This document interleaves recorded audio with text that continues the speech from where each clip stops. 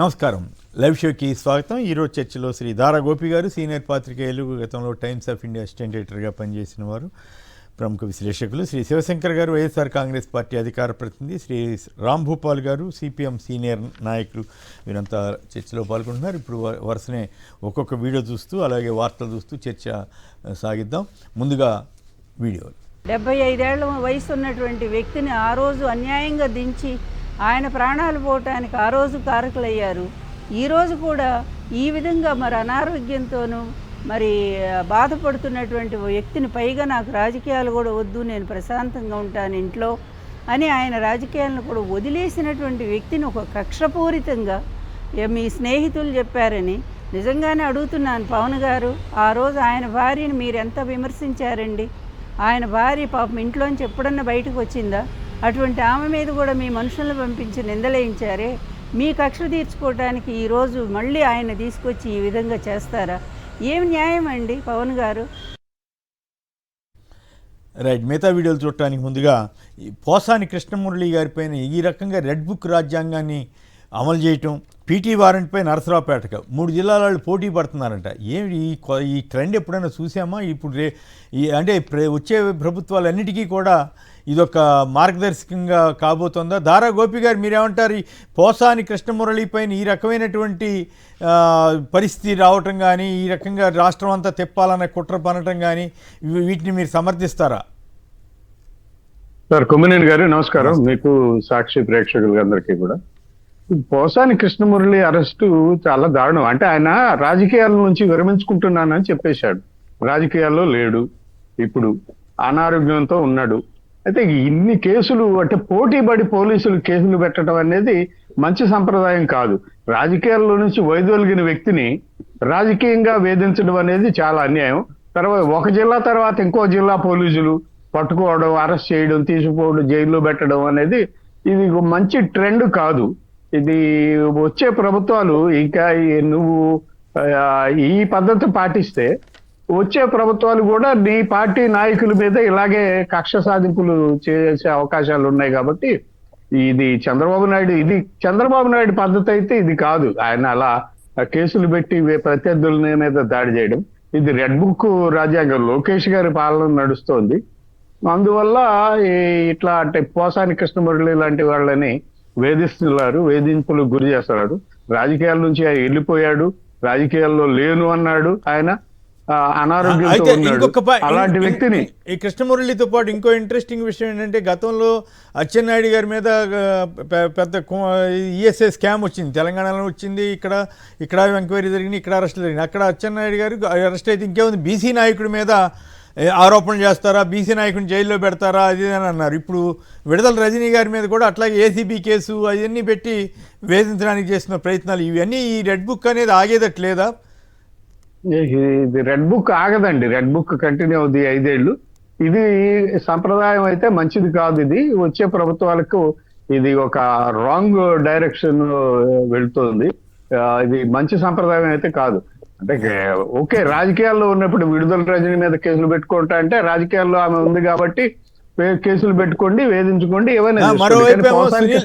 మరోవైపు సునీల్ కుమార్ మీద అసలు దాదాపు ఆయన మీద ఈ అవినీతి ఆరోపణలు ఏమి లేకపోతే ఎక్కడెక్కడో ఎతికి పెట్టడం, కేసులు పెట్టడం, సస్పెండ్ చేయటం, ఏమిటి ఇదంతా? చాలా సోషల్ మీడియాలో కొన్ని వార్తలు ఏంటంటే చాలా బాధ అనిపిస్తా ఉంది. అంటే సునీల్ కుమార్ వైఎస్ఆర్ ప్రభుత్వాల్లో కాస్త కీలకంగా పనిచేశాడు అనే ఆరోపణ ఉంది. కాబట్టి ఖచ్చితంగా వేటాడి అరెస్టులు చేస్తారు, కేసులు పెడతారు, సస్పెండ్ చేస్తారు ఆయన్ని. అది జరుగుతుంది. మరి అది ఇవన్నీ కూడా మంచి పద్ధతులు కావండి. ఇది ఇవేవి కూడా ఈ రకమైన పరిపాలన ప్రజలు ఆమోదించరు. ఖచ్చితంగా ప్రజలు వ్యతిరేకిస్తారు. ఆ వ్యతిరేకత త్వరలో కనపడుతుంది మనకి. శివశంకర్ గారు నమస్తే సార్. మీకు, సాక్షిలో పెద్దలకి అందరికీ నమస్తే. ఈ పోసాని మురళీకృష్ణ గారిని వెంటాడి వేధించడం ఎలా అంటే సార్, పూర్తిగా కక్ష సాధింపు మాత్రమే. ఎక్కడా కూడాను ఆయన మాట్లాడిన మాటలకు కానీ, వీళ్ళు పెట్టిన కేసులకు కానీ దీనికి పొంతన లేదు. ఎందుకంటే 17 పోలీస్ స్టేషన్లు అంటే ఈ యొక్క పైశాచిక ఆనందం చూస్తే ఎల్లో మీడియా పేపర్లలో క్యూలో పోలీసులు ఉన్నారంట, మాకు కావాలి మాకు కావాలి, మా స్టేషన్ తీసుకెళ్తాం అనేసి అనంతపురం అంట, కదిరి అంట, పార్వతీపురం అంట, కుప్పం అంట, ఎంత దుర్మార్గంగా వస్తున్నారంటే, అంటే ఒక్క కేసు ఎన్ని దగ్గరైనా పెట్టుకోవచ్చు, అంటే ప్రపంచంలో ఎక్కడైనా కూడా కేసులు పెట్టి ఒక అంశం మీద లక్షల కేసులు పెట్టి లక్షల రోజులు కూడా పెట్టచ్చు అనే దానికి వీళ్ళు ఒక కొత్త నిర్వచనం తీసుకొని వస్తున్నారు. కనీసం నాయకులు అంటే పర్వాలేదు, నాయకులు అంటే ఒత్తిడి చేస్తారనుకోవచ్చు. లా అండ్ ఆర్డర్ కాపాడాల్సినటువంటి డీజీపీ దగ్గర నుంచి ఈ పోలీసు వ్యవస్థల వరకు ఏ విధంగా ఇది చట్టంలో ఉంటది? ఇది జస్ట్ నోటీసులు ఇచ్చేటువంటి వ్యవహారమే కదా. ఎందుకు ఇదంతా చేస్తున్నామనేటువంటి వాళ్ళకి ఆలోచన కూడా కలగలేదా? లేకపోతే వాళ్ళ మీద అంత ఒత్తిడి ఉందా? ఏంటో ఇదంతా కూడా ఖచ్చితంగా కాలం సమాధానం చెప్తుంది. ఇంకొకటి, ఆ సోషల్ మీడియాలో, తెలుగుదేశం యొక్క సోషల్ మీడియాలో ఎంత చులకనగా, ఆయనకు నిజంగా హెల్త్ బాగలేకపోతే ఆసుపత్రికి వెళ్తే దాని గురించి ఏమి నాటకాలు, ఏమి డ్రామాలు ఈ రోజు వాళ్ళు కూడా ఏం పెడుతున్నారంటే, నిజంగా కింద నెటిజన్లు అడుగుతా ఉన్నారు, అయ్యా ఆ రోజు చంద్రబాబు నాయుడు గారికి ఇదే వ్యవహారమే కదా, ఆ రోజు జైల్లో ఉన్నప్పుడు ఆయనకు ఫైల్స్ ఉన్నాయని, ఆయన్ని కంటి చూపు లేదని, కనిపించలేదని ఆయనకు ఉంది కదా, మరి ఆ రోజు ఇదంతా డ్రామాలు ఆడిగారా, ఇదంతా ఏంటంటే దానికి సమాధానం లేదు. అంటే నిజంగా ఆయనకి హెల్త్ పరంగా ఎలా ఉన్నాయనేటువంటిది ఇప్పుడు కాదు, ముందే ప్రతి ఒక్కరికి తెలిసినటువంటి విషయం. ఇక రెండవది, విడుదల రజనీ గారి విషయంలో ఆమె నోరు విప్పింది, పత్తిపాటి పుల్లారావు చేసేటువంటి అక్రమాలను తెలుగుదేశం పార్టీ చేస్తున్నటువంటి కూటమి వాళ్ళు నిలెత్తి మొన్న ప్రెస్ మీట్ పెట్టి మాట్లాడినందుకు ఇమ్మీడియట్ గా ఆమె మీద, బీసీ మహిళ మీద మీరు అన్నారు కదా ఈ రోజు అనేటువంటిది, బీసీ మహిళ ప్రజాక్షేత్రంలో ఎదుర్కోండి. అడ్డమైన కేసులు, క్రషర్లంట, వాళ్ళని దోపిడీ చేసిందంట, బెదిరించిందంట, వాళ్ళతో పాటు ఇంకొక అధికారులు కూడా సార్ కులాన్ని టార్గెట్ చేస్తున్నారని అనిపిస్తుంది. సునీల్ గారి విషయం వస్తే ఆయన డీజీపీ అయ్యేటువంటి అవకాశాలు పుష్కలంగా ఉన్నాయి. ఎవరు అడ్డుకోలేరు ఆయన డీజీపీ కావడానికి. ఆ డీజీపీ అవుతాడనేటువంటి ఉద్దేశంతో ఈరోజు సస్పెన్షన్ వేట్లు వేసేసో, ఒక రిమార్క్, ఒక క్వైరీలో క్రియేట్ చేస్తే రేపు భవిష్యత్తులో ఆ డీజీపీ అయ్యేటప్పటికి ఈ అంశాలు ప్రాతిపదికగా పక్కన పెడతారు అతని ప్రొఫైల్ అనేటువంటి ఉద్దేశంతో చేస్తున్నట్టుంది.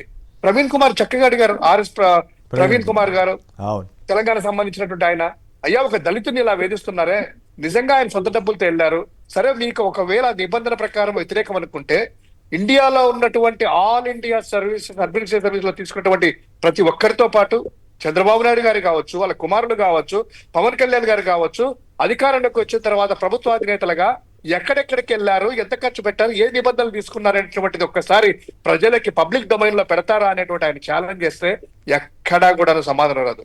ఎందుకంటే సార్ ఆయన ఏమి విదేశాలకు వెళ్ళి, ఇజ్రాయెల్కి వెళ్ళి ఆ పరికరాలు తీసుకొని ఇంకోటి తీసుకొని ఇక్కడ పెట్టలేదే.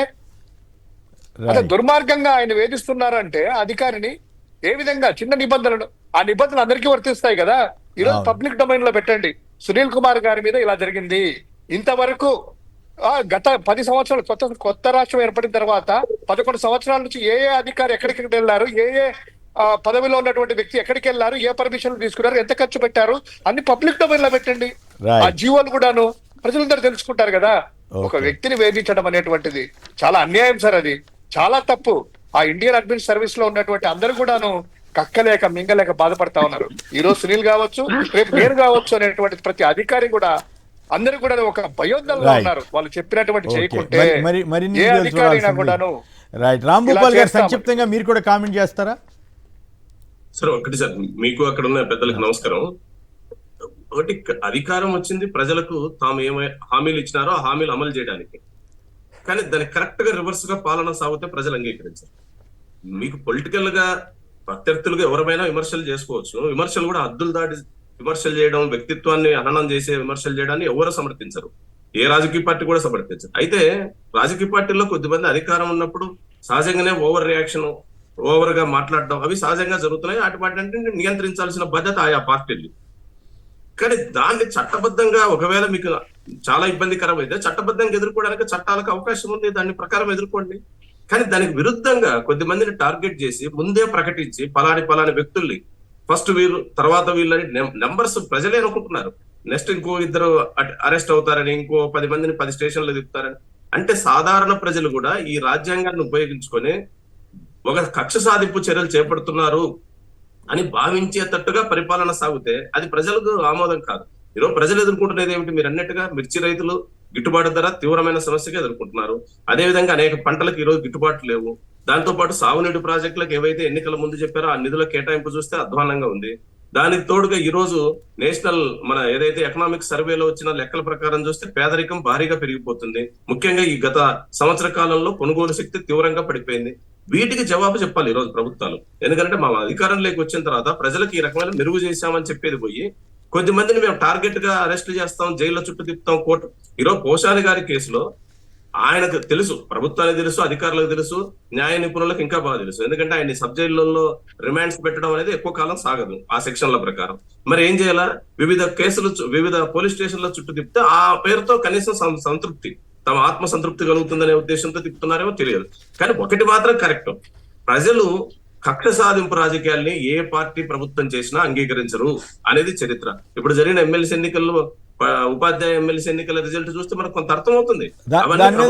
దాని మీద మళ్ళీ మాట్లాడదాం రాంభూపాల్ గారు. ఉపాధ్యాయ ఎమ్మెల్సీ ఎన్నికలు అవన్నీ కూడా వరుసనే వద్దాము.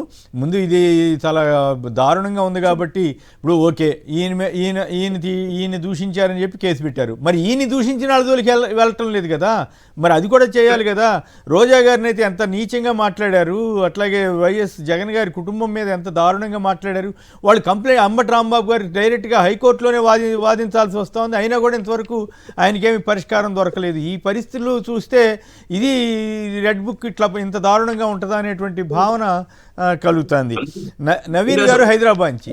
నవీన్ గారు నమస్కారం, మాట్లాడండి. నమస్తే నవీన్ గారు. నమస్తే సార్. నమస్తే, మాట్లాడండి సార్. అది ఇప్పుడు ఈ అరెస్ట్ విషయం చూస్తే ఇప్పుడు ఈ సాంప్రదాయం ఎట్లుంటదంటే సార్, ఇప్పుడు ఏమంటారు, ఒకవేళ జగన్ గారు అధికారంలోకి వస్తే ఇప్పుడు జగన్ గారికి అభిమానులు ఉంటారు, రోజా గారికి అభిమానులు ఉంటారు, ఇప్పుడు రజనీ గారికి అభిమానులు ఉంటారు, పోసాని గారికి అభిమానులు, అందరికి అభిమానులు ఉంటారు. వాళ్ళు కూడా అప్పుడు కేసులు పెడతారు. కానీ ఇప్పుడు ఎవరైతే ఇప్పుడు ఈ సిపిఎం సిపిఐ నాయకులు వాళ్ళు చేస్తే మీరు తప్పు చేస్తారా అనకూడదు అప్పటిగా.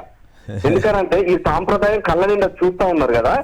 ఏమంటారంటే మేమేం మాట్లాడినాము, మేము అప్పుడు కూడా వ్యతిరేకించడం అనకూడదు. ఎందుకనంటే ఈ సాంప్రదాయము జగన్ గారు వచ్చిన తర్వాత నిజం సార్, ఇది కండిషన్స్ ఎట్లా పెడతారులే కానీ మీరు కాదు సార్. ఏంటంటే అంటే చర్చ ఎట్లుంటది అని అంటే మేము గతం నుండి చూసుకుంటూ వస్తున్నాము. వాళ్ళు తప్పు చేస్తే మీరు చేస్తారా, మేము అప్పుడు వ్యతిరేకించడము, ఇప్పుడు వాళ్ళు చేసేది కనుక మీరు దాన్ని తప్పు చేయకూడదు అంటారు. కానీ ఇప్పుడున్న పరిస్థితులను మాత్రం అర్థం చేసుకుంటా ఉన్నారు. కానీ ఎంత దారుణమైన పరిస్థితులు ఉన్నాయి సార్, అది అర్థం చేసుకోవాలి కదా. ఓకే అండి, ధన్యవాదాలు. రైట్, రాంభూపాల్ గారు మీకేమనిపించింది? గతంలో ఫైల్కి సంబంధించినటువంటి వీడియోలు వేయటం జరిగింది. అచ్చెన్నాయుడు గారు కూడా మన చంద్రబాబు గారి పాటలోనే మాట్లాడుతున్నారు. మీకేమనిపించింది వారి వైఖరి? సార్ ఒకటి సార్, ఇప్పుడు ఎన్నికల ముందు చెప్పింది ఏమిటి? సంక్షేమ పథకాలకు సంబంధించి అనేక హామీలు ఇచ్చారు. ముందు ముఖ్యంగా సూపర్ 6 ఇప్పుడు సుమారుగా 9-10 నెలలు అవుతుంది. అమలు ఎట్లా అవుతుంది మనం చెప్పడం కాదు, తెలుగుదేశం ఎమ్మెల్యేలే చెప్తున్నారు. వాళ్ళ మీటింగుల్లో వాళ్ళే మాట్లాడుకుంటారు. మేము ప్రజల దగ్గరికి పోతే ప్రజలు మమ్మల్ని నిలేస్తున్నారు. ఉచిత బస్సు ఎప్పుడు ఇస్తారు, అదేవిధంగా మాకు చెప్పినటువంటి హామీలు ఏ రకంగా చేస్తారు. క్వైట్ దానికి కరెక్ట్ గా ఆపోజిట్ లో ఈ రోజు విధానాలు తీసుకుంటుంది. నిన్న బడ్జెట్ లో ప్రతిపాదించింది ఏమిటి? ఈ 4Ps ఏదైతే పెడుతున్నారో ఆ 4P విధానం అల్టిమేట్ గా దాన కర్ణుల కోసం ఎదురు చూడాలి. ఈ రోజు పేదలు ప్రభుత్వం సహాయం చేయడం కాదు, ఎవరు దాన దయాక్షణంతో ఆదుకుంటారో వాళ్ళ వైపు చూడాలి. ఇది పూర్తి విరుద్ధం కదా. చంద్రబాబు నాయుడు గారు చెప్పింది ఏమిటి? నేను సంపద సృష్టించి ప్రజలకు ఇస్తాను. ఇప్పుడు సంపద సృష్టించడం అంటే ఏమిటి? సంపద సృష్టించబడుకున్న వాళ్ళు ఎవరైతే సంపన్నులు ఉన్నారో వాళ్ళు ఇచ్చే దాన ధర్మాల కోసం మీరు ఎదురు చూడండి అని చెప్పేసి కదా P4 సర్వే. అంటే అల్టిమేట్ గా ప్రజల్ని ధనవంతులకు దత్తత ఇచ్చే కార్యక్రమం చేస్తే ప్రభుత్వం ఏం చేస్తుంది? ప్రభుత్వం కేవలం అమరావతి చుట్టూ లేదా తమ మనుషుల చుట్టూ ఇట్లాంటి కేసుల చుట్టూ తిరుగుతుందా? కాబట్టి ఇది ప్రజలు అంగీకరించారు. రెండో విషయం, ఈ రోజు ప్రభుత్వం చెప్తున్నది మా దగ్గర నిధులు లేవు, తక్కువ ఉన్నాయి. నిధులు తక్కువ ఉన్నాయి కాబట్టి కదా కేంద్రంతో నిధులు సాధించామని మీరు డబుల్ ఇంజిన్ గవర్నమెంట్ అని చెప్పింది. కేంద్రం నుంచి మనకు రావాల్సిన పన్నుల వాట ఎందుకు సాధించలేకపోతున్నారు? పక్కన తమిళనాడు ఫైట్ చేసి పోరాడుతుంది కదా కేంద్రంతో మాకు నిధులు ఎందుకు ఇవ్వరని. నిన్న కర్ణాటక ముఖ్యమంత్రి చెప్పాడు, మాకు నిధులు ఇవ్వకపోతే ఢిల్లీ ముందర ఆందోళన చేస్తామని. మరి మనం ఎందుకు మాట్లాడడంలో? మీరు మద్దతు ఇస్తున్నారు కదా, అందులో మీ మద్దతుతోనే కేంద్రం గవర్నమెంట్ ఉంది. మరి ఎందుకు నిధులు తీసుకురావడంలా? కేంద్రం నుంచి నిధులు తీరు, రాష్ట్రంలో కొత్త వనరులను అభివృద్ధి చేయరు, సంపన్నుల కోసం ఎదురు చూడమని పేదలకు ఇన్ఫర్మేషన్ చేస్తారు. ఇది ఎట్లా? దీనికి ప్రభుత్వం ఎందుకు? చాలా మంది గ్రామాల్లో కాదు. ఇక్కడ పాయింట్ ఏంటంటే చంద్రబాబు గారు అప్పుడేమో నేను చేసి చూపిస్తానంటారు, ఇప్పుడేమో అచ్చెన్నాయుడు గారు చంద్రబాబు గారి లైన్లోనే మాట్లాడటం. మరి ఇది జనాన్ని మాయ చేయటమా లేకపోతే ధర్మంగా మాట్లాడటమా అన్నదే ప్రధానమైనటువంటి అంశం. రాంభూపాల్ గారు, సుధాకర్ రెడ్డి గారు కాణిపాక నుంచి. సుధాకర్ రెడ్డి గారు నమస్కారం, మాట్లాడండి. కుమినేర్ గారు నమస్కారం. మీకు ప్యానెల్లోని సభ్యులందరికీ నమస్కారం. నమస్కారం.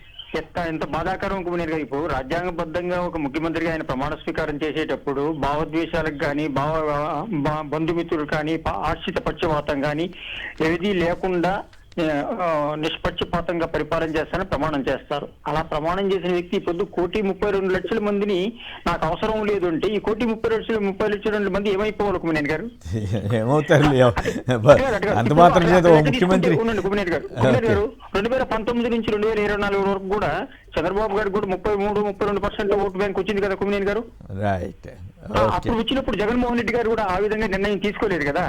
అది కాకుండా కుమినేని గారు ఇప్పుడున్న పరిస్థితికి వచ్చి చెప్పే ప్రకారం మనసులో ఉన్న భావాలు మనసులో పెట్టుకోవచ్చు, కానీ ఇంత పబ్లిక్ రాజ్యాంగబద్ధంగా ఎన్నికైన ఒక వ్యక్తి ఇలా మాట్లాడడం మటుకు ఎంత ప్రమాదకరం అంటే గ్రామాల్లో ఉన్న వాళ్ళు ఆ పార్టీలో ఉన్న ఈ పార్టీ వాళ్ళకు భావోద్వేషాలు రెచ్చగొట్టినట్టు అయిపోతుంది కదా.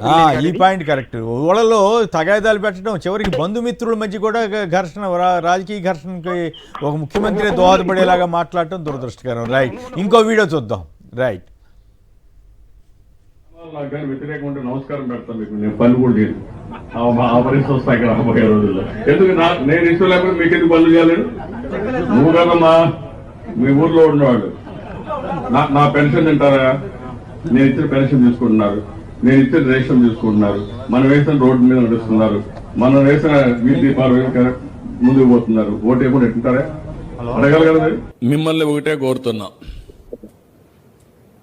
వైఎస్ఆర్ కాంగ్రెస్ పార్టీకి డైరెక్ట్ గా ఇండైరెక్ట్ గా మనం పనులు చేసే పరిస్థితి ఏ స్థాయిలో కూడా రాకూడదు.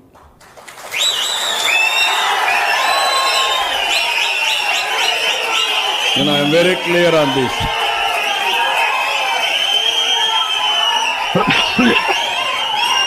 అది చేస్తే పాముకు పాలు పోసినట్టే. రైట్, దీని మీద కూడా మాట్లాడిద్దాం. శివశంకర్ గారు చెప్పండి. ఆయన నంద్యాలలో అంటే గత టర్మ్లోనూ అదే మాట అన్నాడు, కాకపోతే ఇప్పుడు ఇంకా ఓపెన్ అయిపోయి ఇట్లా మాట్లాడారు. ఈ వయసులో ఆయన ఇట్లా చేయటం మీరు ఎట్లా చూస్తారు? సంక్షిప్తంగా మాట్లాడండి, మిగతా అంశాల మీద కూడా వెళ్ళడానికి ముందు. ఇప్పుడు ఇందాక ఆయన నేను ఇచ్చిన పెన్షన్, నేను వేసిన రోడ్డు, నేను ఇచ్చిన కరెంటు, నేను నేను నేను అంటున్నాడు కదా. ఇంతకు ముందే మీరు పవన్ కళ్యాణ్ గారి వీడియో వేశారు. ఇంతకుముందు ఏదో జగన్మోహన్ రెడ్డి గారు ఇస్తా ఉంటే ఎక్కడ జగన్మోహన్ రెడ్డి గారు లేదు, వైఎస్ఆర్ కాంగ్రెస్ పార్టీ ప్రభుత్వం అనేసి ఆయన చెప్పేవారు కానీ నేను అనేటువంటిది రాదు. అలాంటిది ఎవరో నీ అబ్బ సొత్తు ఇచ్చారా, వాళ్ళ అబ్బ సొత్తు ఇచ్చారా, ఇది ప్రజలకు ట్యాక్సులు అంటున్నారు కదా. మరి ఇదే వ్యక్తి ఆ వ్యక్తిని కూడా ఇప్పుడు ఒకసారి మాట్లాడితే ఇది ఎవరిదయ్యా, ప్రజలకు వచ్చిన ట్యాక్సులు కాదా, లేకపోతే ఏమైనా హెరిటేజ్ నుంచి ఏమైనా తీసుకొని వచ్చి ఆయన ఇస్తున్నాడు అనేటువంటిది ఒకటి. ఇక రెండవది, ఎంత దుర్మార్గంగా సార్ ఆయన గతంలో మాట్లాడిన మాటలు ఇప్పుడు ఇంకా మీరు అన్నట్టు పచ్చిగా ఓపెన్ అయ్యేసి పాముకు పాలు పోసినట్టే అంట కరుస్తుందట. వైసీపీ వాళ్ళకు డైరెక్ట్ గా కానీ ఇండైరెక్ట్ గానీ అంటే జన్మభూమి కమిటీలు పెట్టి గతంలో ఏ విధంగా పెన్షన్లు కూడా ఏమీ రాకుండా, ఏ హౌస్లు కానీ ఏది రాకుండా చేసేటువంటి అదే వర్షన్ నెక్స్ట్ వర్షన్ లో ఈసారి పల్లెల్లో కక్ష సాధింపులు పెంచి పగలు ప్రతీకారాలు తీర్చుకోండి, ఎవరన్నా ఒకవేళ పెన్షన్ అప్లై చేసినా కూడా వాళ్ళ ఇంటి మీద దాడి చేయండి అని మీరు చెప్తున్నారా? వర్గ విద్వేషాలు రెచ్చగొడుతున్నారా? ఎందుకు చంద్రబాబు నాయుడు గారు ఈ వయసులో ఇంత మాట్లాడడం అనేటువంటిది ప్రజలందరూ నవ్వుకుంటున్నారు. ఎందుకు ఇచ్చారు మీకు ఇది? మీరేమో కొత్తగా అయినటువంటి వ్యక్తి కూడా కాదే, 4వ ముఖ్యమంత్రి. అంత దుర్మార్గంగా ఎలా మాట్లాడగారు? కనీసం అంటే కనుక దానికి నెక్స్ట్ డే ఏదో పార్టీ కార్యకర్తలే అలా మాట్లాడారు, అది కార్యకర్తలు ఉద్దేశించి క్షమించండి అనేటువంటి మాట అయినా వస్తుంది అనుకుంటే ఇంతవరకు రాలే. దానికి సంబంధించింది అచ్చెన్నాయుడు గారు అసెంబ్లీలో ఏం మాట్లాడుతున్నారు? మేము అలా మాట్లాడలేదు, చంద్రబాబు నాయుడు గారు అందరికి ఇస్తాం అంటే మా పార్టీ అలా మాట్లాడదని చంద్రబాబు నాయుడు గారు వాళ్ళ పార్టీనా వాళ్ళ ముఖ్యమంత్రి అనేటువంటిది కాదా అనేటువంటి తెలియాలి. మాట్లాడినటువంటి గట్టిగానే ఖండించారు కదా. అదే ఈ దేశంలో ఏ ముఖ్యమంత్రి అలా మాట్లాడడానికి సాహసం కూడా చేయడు సార్. ఇది అవును, అంత దుర్మార్గంగా మీరు ఎంత పనులు చేయకుండా కూడా అంటే ఆయనకి ఇది అలవాటే అని చెప్పడం కోసం ఆ 2 వీడియోలు వేయాల్సి వచ్చింది. రైట్. గోపి గారు చెప్పండి, ఏమిటి అట్లా ఒక సీఎం గారు అప్పుడు నంద్యాలలో అప్పుడు అట్లా అన్నారు, ఇప్పుడు ఇట్లా అన్నారు. అయితే విశేషం ఏంటంటే ఇందాక శివశంకర్ గారు ప్రస్తావించినట్లు అసలు రియాక్షనే లేదు. చంద్రబాబు గారి పార్టీ నుంచి కానీ అదే తెలుగుదేశం నుంచి కానీ ఎవరు కూడా ఆయన్ని సమర్థించడం వ్యతిరేకించడం కాకుండా కామ్గా అసలు, లేకపోతే మామూలుగా అయితే విరుచుపడేవాళ్ళు కదా ఎల్లో మీడియాలో కానీ ఇట్లంతా కూడా. ఎవరు ఎందుకు మాట్లాడలేకపోతున్నారు? డిఫెన్స్లో పడ్డట్టే కదా. ఖచ్చితంగా అండి. అంటే ఏమీ లేదు, రాజకీయాలు మారిపోయినాయి స్వరూపం. వ్యక్తిగతంగా కక్షల కోసం ఉంచింది. ఈ పార్టీ నాయకుడు ఆ పార్టీ నాయకుడు ఈ పార్టీ వేధించుకోవడం, అరెస్ట్, ఈ పద్ధతి వచ్చేసింది. దానివల్లనే ఇట్లా మాటలు వస్తున్నాయి. నిజంగా 4వసారి ముఖ్యమంత్రి అయిన వ్యక్తి, 40 ఏళ్ల రాజకీయ అనుభవం ఉన్న వ్యక్తి మాట్లాడవలసిన పద్ధతి అయితే అది కాదు. ఒకసారి అధికారంలోకి వచ్చిన తర్వాత వాళ్ళు ఏ పార్టీ వాళ్ళైనా సరే వాళ్ళకి పనులు చేయాలి. ప్రజలు కట్టే పన్నులతోటి వస్తుంది నీకు డబ్బు. ఇందాక ఆయన రోడ్లు నేనేసాను, పెన్షన్ నేను ఇస్తున్నాను అంటే ఇది కాదు. అది పవన్ కళ్యాణ్ ఆ టైంలో ప్రశ్నించింది కరెక్టే. మరి అదే పవన్ కళ్యాణ్ ఇప్పుడు కూడా ప్రశ్నిస్తే బాగుంటుంది. చంద్రబాబు నాయుడు దగ్గరికి వెళ్ళి నీ సొంత డబ్బులు కాదు, నీ హెరిటేజ్ డబ్బులు కాదు, మీ తాత మురళే కాదు, ఇది ప్రజల డబ్బు, దాన్ని మనం మళ్ళీ ప్రజలకు ఇస్తున్నాము, అట్లా మాట్లాడడం తప్పు అని చెప్పి పవన్ కళ్యాణ్ లాంటి వాళ్ళు చెప్పగలిగితే బాగుండేది. తర్వాత ముఖ్యమంత్రి కూడా ఏదో పార్టీ కార్యకర్తలతో ఆవేశంతో ఏదో మాట్లాడుకున్నా తర్వాత లేదు అది అలా జరగదు, నా పాలన ప్రజలందరికీ వర్తిస్తుంది అని మాట్లాడుంటే బాగుండేది. అది చేయకపోవడం అయితే దురదృష్టకరం. ప్రత్యర్థి రాజకీయాలు మాత్రం మారిపోయాయండి. అసలు ప్రత్యర్థుల్ని రాజకీయ ప్రత్యర్థుల్లాగా చూడకుండా వాళ్ళనేంటో శత్రువుల్లాగా చూడడం, ఆ పార్టీ కార్యకర్తల్ని, ప్రత్యర్థి పార్టీ కార్యకర్తల్ని లేకపోతే నాయకుల్ని శత్రువుల్లాగా చూడడం అనేది మొదలైంది. ఇది మంచి పద్ధతి కాదు. ఇది ఈ విధానం ఇలా కొనసాగితే మాత్రం ప్రజలు ఏమాత్రం ఆమోదించరు. ప్రజామోదం లేనప్పుడు నువ్వు ఏమీ చేయలేవు. అది ఒకటి గుర్తు పెట్టుకోవాలి. రైట్. విజయమహంతి గారు ఒక లైన్ లో ఉన్నారు. విజయమహంతి గారు నమస్కారం, మాట్లాడండి సంక్షిప్తంగా. గారు అందరికీ నమస్కారం. నా పేరు విజయమహంతి ఫ్రమ్ వైజాగ్. ఏంటి సార్ ఈ దారుణం? ఈ మేధావులు ముఖ్యంగా ఆ సామాజిక వర్గానికి పేరు పెట్టి చెప్పకూడదు కానీ జయప్రకాష్ నారాయణ గాని, ఎన్వి రమణమూర్తి గారి అని, తర్వాత వాళ్ళు ఉన్నటువంటి మహామహులంతా ఇప్పుడు స్పందించరా? ఇంత అరాచకాలు జరుగుతుంటే కేవలం చంద్రబాబుతో జగన్మోహన్ రెడ్డి ఏదో చిన్నది చేస్తే తిట్టకూడదు కానీ వీళ్ళంతా వచ్చి ప్రెస్ మీట్లోనే వాటిలోనే విరగబడుతుంటారు. నిజంగా వాళ్ళ పదవులకే అగౌరవపరుచుకుంటూ పబ్లిక్ లో కేవలం ఆ సామాజిక వర్గం ఉన్నది ఓన్లీ 4% వాళ్ళు ఎంతగా శాసిస్తారు, ఎంతగా ఇచ్చేస్తారు మిగిలిన వర్గాల్ని. ఖచ్చితంగాను చాలా ఇది రావాలండి. అదే విధంగా ఒక చిన్న విషయము, తర్వాత ఏమొచ్చి తిరుపతిలో మేము ప్రతి సంవత్సరం కళ్యాణంకి వెళ్తామండి. మరి ఎప్పుడు జరిగిందో కళ్యాణంలో బిగ్ లడ్డూస్ 2 ఇస్తారు, తర్వాత చిన్న లడ్డు 4 ఇస్తారు. ప్రపంచంలో ఎక్కడ టేస్ట్ దొరకని వడ్లు ఇస్తారు. ప్రస్తుతము ఆ కళ్యాణంలో ఓన్లీ 2 లడ్డూలు ఇస్తున్నారు. అది మరి ఎవరు చేస్తారో ఏం చేస్తారో వాటి గురించి నాకు కూడా గుర్తులేదు. అయ్యేనుంటే మీరు కంప్లైంట్ చేసుకోండి. రైట్. రాంభూపాల్ గారు సంక్షిప్తంగా చంద్రబాబు గారి వ్యాఖ్యల మీద టీడీపీలో సౌండ్ పోయిందా, లేకపోతే ఏమిటి, మళ్ళీ ఎదురుదాడి చేస్తారా, అట్లా మీరు కూడా సంక్షిప్తంగా కామెంట్ చేయండి.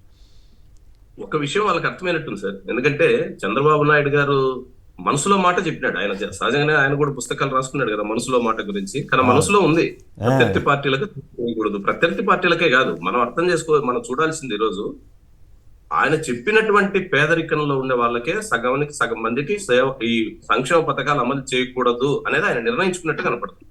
ఇప్పుడు P4 సర్వే ఉద్దేశం అదే. అందులో ఎవరిని తీసేయాలా? రేపు ఎవరికైనా కోత పడితే ఆ కోత ప్రత్యర్థి పార్టీ ఇతరులకు ఓట్లు వేసిన వాళ్ళు, అందుకని నేను వాళ్ళకి ముందే చెప్పాననే దానికోసం ప్రిపరేషన్ లో జరుగుతున్నట్టుగా కనపడుతుంది తప్ప ఇదేదో ఒక అనుకోకుండా ఏదో నోరు జారిన విషయం, కార్యకర్తల్ని ఉత్సాహపరిచే విషయం అని మాత్రం అనుకోవడానికి లేదు. క్లియర్ గా ఇప్పటికే పెన్షన్ కి సంబంధించి లక్షల మందికి కోతపడింది. ఇప్పుడు వాళ్ళ పెన్షన్ సర్టిఫికెట్ల కోసం మొత్తం గవర్నమెంట్ హాస్పిటల్ చుట్టూ తిరుగుతున్నారు. రెండోది, రాబోయే రోజుల్లో ఇళ్ల స్థలాలకు ఇప్పటికే జగనన్న ఇళ్లను రద్దు చేస్తామని ప్రభుత్వం ప్రకటించింది. మళ్ళా కొత్త ఇల్లు ఎవరికి ఇస్తారో చెప్పే లేదు. అదేవిధంగా ఈరోజు సంక్షేమ పథకాలకు సంబంధించి సూపర్ 6 ఏవైతే ఉన్నాయో వాటిలో చాలా పథకాలకు కోతలు విధించాలా. లేకపోతే ఈ బడ్జెట్ లో ఇప్పుడు కేటాయించిన బడ్జెట్ లో వీళ్ళందరికీ ఇచ్చే పరిస్థితే లేదు. అన్నదాత సుఖీభవ గాని, తల్లి దీవెన గాని, వీటికి ఆయన చెప్పిన లెక్కల ప్రకారం సగానికి సగం కూడా బడ్జెట్ లో కేటాయింపులు జరగాల. మరి సగం మంది కోత కోయాలన్నప్పుడు ఏం చేయాలా? ఇతర పార్టీల కార్యకర్తలకు, ఇతర పార్టీ కాని వారికి ఎవరికి ఈ పథకాలు అమలు చేయవు అని ముందే కార్యకర్తలు ప్రిపేర్ చేయడం ద్వారా కోతల గురించి వాళ్ళు డిఫెండ్ చేసుకుంటారు. అవును, మేము మా ప్రభుత్వం చెప్పింది, ఇతర పార్టీలకు మేము చేయమని చెప్పుకోవడానికి చంద్రబాబు నాయుడు గారు సిగ్నల్ ఇచ్చినారు. ఆయన అమాయకంగా చేసింటాడని లేదా వయసులో ఏదో పొరపాటు చేసింటాడని చెప్పేసి అనుకోవడానికి లేదు. ఇదే కొనసాగుతూ రాష్ట్రానికి చాలా అన్యాయం చేసిన వాళ్ళు అవుతారు. పేదలకు పార్టీలతో ఏం సంబంధం? ఏ పార్టీ అధికారంలో ఉంటే సహజంగానే తమ పార్టీకి నచ్చిన వాళ్ళకు తమ పార్టీకి ఓట్లు వేసుకుంటారు. అంత మాత్రాన కక్ష కట్టి ఇదేం సొంత ఆస్తి కాదు కదా. సొంతంగా మీరు మీ ప్రభుత్వం మీ పార్టీ ద్వారా ఖర్చు పెడుతున్నది కాదు కదా. ఇది ప్రజల సొమ్ము. ప్రజల సొమ్ములో అంటే మిగతా వాళ్ళు వైసీపీ వాళ్ళు లేకపోతే తెలుగుదేశాన్ని అపోజ్ చేసే వాళ్ళు ఎవరు పన్నులు కట్టక్కర్లేదు ఇక నుంచి ఆయన చెప్పేది థియరీ ప్రకారం. అయితే పన్నులు కట్టాల్సిన అవసరం లేదు. మా పార్టీ ప్రభుత్వం మా కార్యకర్తలు పన్ను కడతారు, మేము మా కార్యకర్తలకు సేవ. అప్పుడు మీ ప్రభుత్వం అనడానికి వీలు లేదు. అది ప్రైవేట్ కంపెనీ. అది ప్రైవేట్ కంపెనీలు పెంచిన విద్యుత్ ఛార్జీలు కట్టాలంటారా సార్? కట్టక్కర్లేదు. కట్టకపోతే మళ్ళీ అప్పుడు రెడ్ బుక్ వస్తుంది. కాదు అప్పుడు మళ్ళీ రెడ్ బుక్ వస్తుంది. ప్రమాదం, జాగ్రత్త పడండి. రైట్. ఇక బీజేపీ పీఆర్టీకు చెరొకటి. ఉపాధ్యాయ ఎమ్మెల్సీ ఫలితాల వెల్లడి. కరీంనగర్, మెదక్, నిజామాబాద్, ఆదిలాబాద్ జిల్లాల టీచర్స్ ఎమ్మెల్సీగా మల్య కొమరయ్య బీజేపీ మొదటి ప్రాధాన్యత ఓట్లతోనే గెలుపు. సంచలనాత్మకంగా తెలంగాణలో మరి బీజేపీ పుంజుకుంటోందా ఏం కదా అనేది ఇంట్రెస్టింగ్గా ఉంది. అయితే ఇక్కడ డబ్బు ప్రభావం కూడా పనిచేసింది ఎమ్మెల్సీ ఎన్నికల్లో అనేటువంటి ప్రచారం కూడా జరుగుతోంది. అయితే దీనికి ముందుగా రణధీర్ అన్న లైన్లో ఉన్నారు. రణధీర్ గారు నమస్కారం, మాట్లాడండి. హైదరాబాద్. Good morning sir. నమస్తే సార్. ఇక్కడ చంద్రబాబు నాయుడు గారి మాటలు ఎలా ఉన్నాయంటే సార్, ఇక్కడ తను ఆంధ్రప్రదేశ్ రాష్ట్రానికి ముఖ్యమంత్రి కాదు, తెలుగుదేశం పార్టీకే ముఖ్యమంత్రిని అన్నట్టుగా ఉన్నాయి సార్. ప్లస్ అధికారులను ఆయన మాట్లాడిన మాటలు అధికారులు పనిచేయరు అని చెప్తే తెలుగుదేశం పార్టీ ఏమన్నా అధికారులందరినీ నామినేషన్ పద్ధతిలో నియమించుకుందా ఏంటి అర్థం కాదు. గొడవ లేకుండా పోతుంది. ఏ పార్టీ అధికారులు అయిపోతుంది కదా సార్. లేదంటే అధికారులకి ముద్రలు ఇవ్వాలి. వీళ్ళు తెలుగుదేశం, వీళ్ళు కాంగ్రెస్, వైఎస్ఆర్ కాంగ్రెస్ అని అధికారులే ముద్ర వేసుకోవాలన్నమాట. వాళ్ళు అడిగి వాళ్ళ పేపర్లలో అలాగే వేస్తున్నారు కాదు. నిన్న అక్కడ వాసుపల్లి గణేష్ గారు వియంకుడికి చెక్కీల కాంట్రాక్ట్ ఏదో వచ్చిందంట చిన్నది. వైసీపీ నాయకుడికి కాంట్రాక్ట్ ఇస్తారా అని ఆ పత్రిక రాసిందంటే, అంత పెద్ద పత్రిక ఏమి అసలు సిగ్గు శరం ఏవన్నీ మానాభిమానాన్ని వదిలేసినట్టు రాస్తున్నారే. మామూలుగా అతనికి అర్హత లేకుండా వస్తే రాయి అంతే. దానికి వైసీపీకి లింక్ పెట్టి అధికారులు వైసీపీ వాళ్ళకి ఇస్తున్నారని రాయటువంటి అంతకంటే దుర్మార్గం ఏముంటది. ఇంకొక విషయం ఏంటి అన్నట్టు సార్, ఇప్పుడు వైసీపీకి దాదాపుగా 1,20,00,000 మంది దాకా ఓట్లేశారు. 40% వరకు ఓట్లేశారు. అంటే డైరెక్ట్ గానే మీకు మేము పనులు చేయం, మీరేం డబ్బులు కట్టాల్సిన అవసరం లేదు. అంటే అట్లా కాదుగా. ఇప్పుడు అట్లా అని చెప్పి ఏదైనా కట్టలేదు అనుకోండి, శివశంకర్ లాంటి వారికి వెంటనే రెడ్ బుక్, ఇంకా ఇతర కేసులు ఇవన్నీ వచ్చేస్తాయి. ఎంతమంది మీద పెడతారు సార్? ఎంతమంది మీద పెడతారు? ఏం చేస్తాం మనం. హిట్లర్ చూసాం. సోషల్ మీడియాలో అమ్మాయిని ఎంత వేధిస్తున్నారు సార్. ఆ వైజాగ్ అమ్మాయి రోజా రాణి ఎవరు అమ్మాయి ఎంతగా వేధిస్తున్నారు. ఇవన్నీ చేస్తాం కానీ మరి భరించాలి, తప్పదు. ఇంకొక విషయం, ఎమ్మెల్సీ ఎన్నికల మీద కూడా ఒక చిన్న కామెంట్ సార్. చెప్పండి. ఎమ్మెల్సీ ఎన్నికల్లో కూడా డబ్బు ప్రభావం 100% జరిగింది సార్. అక్కడ తెలంగాణలో 100% సార్. బీజేపీ నాకు ఎందుకంటే డైరెక్ట్ గానే కొంచెం పరిచయాలు ఉన్నాయి సార్ క్యాండిడేట్లతో. దాంట్లో డబ్బు ప్రభావం జరిగింది అనేది 100% గ్యారంటీ సార్. దీంట్లో ఇక్కడ బీజేపీ పుంజుకుంటుంది అని చెప్పడానికి ఏం అవకాశం లేదు సార్. ఎందుకంటే 4 డిస్టిక్ల నుంచి 25-26 వేల ఓట్ల నుంచి ఉండదు సార్ టీచర్ ఎమ్మెల్సీ ఎన్నికలు అని అంటే. గెలిచిన దగ్గర బీజేపీ పుంజుకుంటుంది అనేది యాక్సెప్ట్ చేయలేము సార్. గెలిచిన విషయమే. ఓకే, గోపి గారు మీరేమంటారు? తెలంగాణ ఈయనేమో బీజేపీ పుంజుకున్నట్లు కాదు అంటున్నారు తెలంగాణలో, మీరేమంటారు? తెలంగాణలో బీజేపీకి మంచి అవకాశాలే ఉన్నాయండి. బీజేపీ నాయకులు, తెలంగాణలో నాయకులు కూడా చాలా గట్టిగానే ప్రయత్నాలు చేస్తున్నారు. కమ్యూనిస్టులు కొద్దిగా విఫలమయ్యారు. అది వాళ్ళ వైఫల్యం వల్ల బీజేపీ బాగా పెరుగుతోంది. మత రాజకీయాలను కూడా చాలా ఎక్కువ వాడుతున్నారు బీజేపీ వాళ్ళు. అది వాళ్ళు మొదటి నుంచి చేస్తున్న పనే. మతాన్ని రాజకీయాల్ని ముడిపెట్టి చేస్తూ ఉంటారు కాబట్టి అయితే దానికి ఎక్కువ మంది ఆకర్షితులు అవుతున్నారు. ఇప్పుడు కొత్తగా అంతేనా? మొన్న ఈ మధ్య ఎవరో ఒక అమ్మాయి కూడా చూసాను, ఆమె పిచ్చగా మాట్లాడేస్తోంది. సో అట్లా రెచ్చగొట్టే మాటలు మాట్లాడడం వల్ల ప్రజలు కొంతమంది ఆకర్షితులు అవుతున్నారు అటువైపు. బీజేపీకి కొద్దిగా అవకాశాలు ఉన్నాయి తెలంగాణలో. ఆంధ్రాలో కష్టం కానీ తెలంగాణలో అయితే ఖచ్చితంగా కొన్ని అవకాశాలు ఉన్నాయి, అవి మెరుగవుతున్నాయి కూడా. దానికి నేనైతే 2 కమ్యూనిస్ట్ పార్టీల నాయకుల్ని వాళ్ళనే అంటే అట్లా కాదు వాళ్ళే బాధ్యతలు చేస్తే అట్లా వాళ్ళు సిపిఎం కాంగ్రెస్కి మద్దతు ఇచ్చినాయి, అది వేరే విషయం. కానీ ఇక్కడ బీఆర్ఎస్ పోటీ చేయకపోవడం కూడా తెలంగాణ బీజేపీకి కాస్త అడ్వాంటేజ్ అయిందేమో అనేది ఒక డౌట్.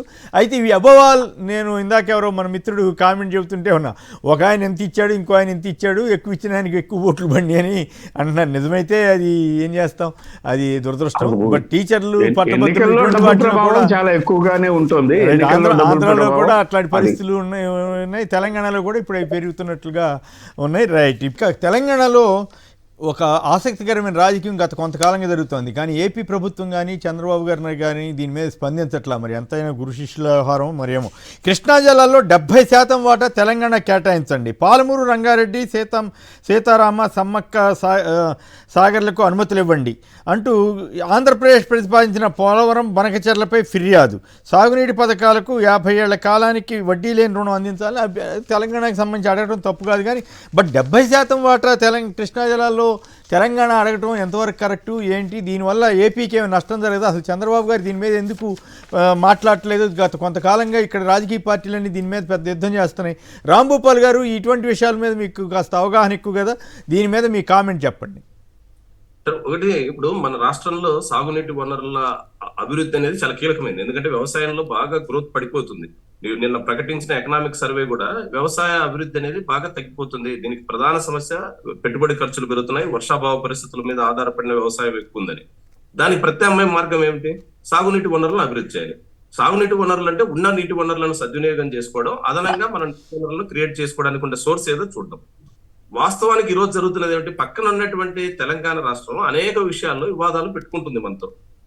దాన్ని పరిష్కారం చేసుకోవడానికి ఇద్దరి మధ్య మంచి సౌద్భావం ఉందంటున్నారు, గురు శిష్యుల బంధం అంటున్నారు, కూర్చొని మాట్లాడొచ్చు. కానీ అట్లా చేయరు.